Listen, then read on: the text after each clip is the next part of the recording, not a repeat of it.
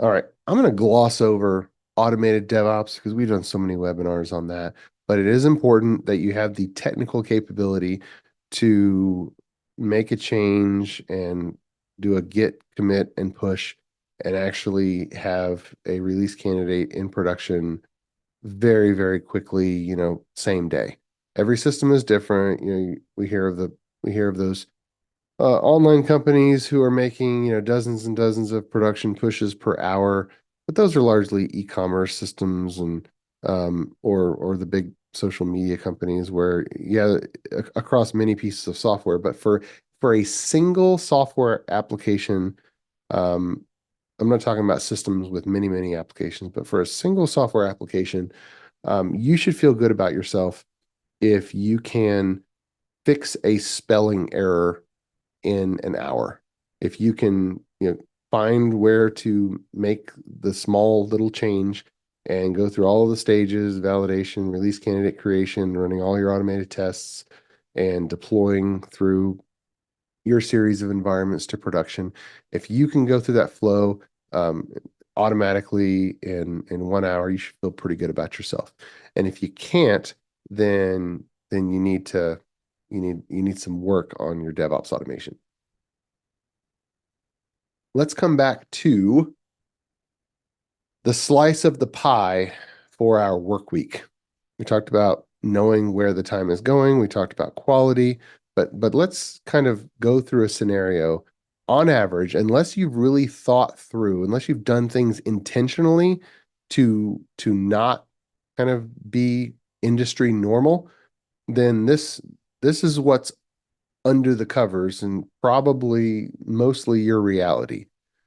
Focus development time is 27%. Focus debugging, fixing problems, 27%, then 30% meetings, and then 16% fragmented time.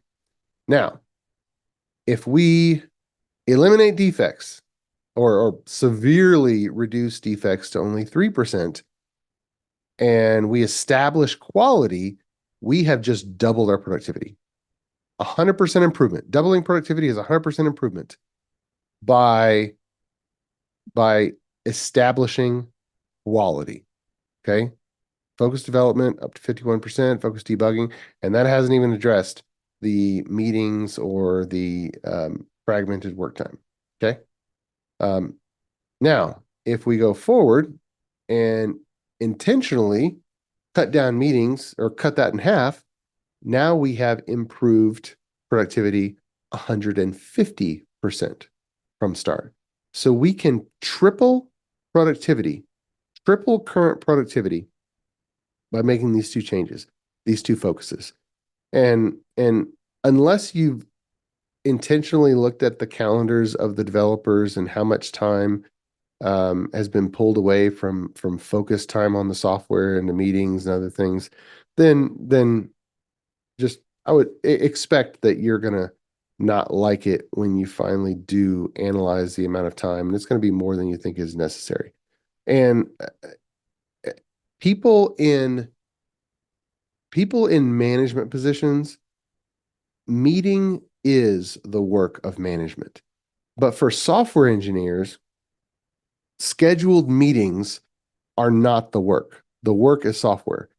And collaboration, uh, if you think that collaboration happens in scheduled meetings, then you can be right, but more efficient collaboration happens when people are just working together.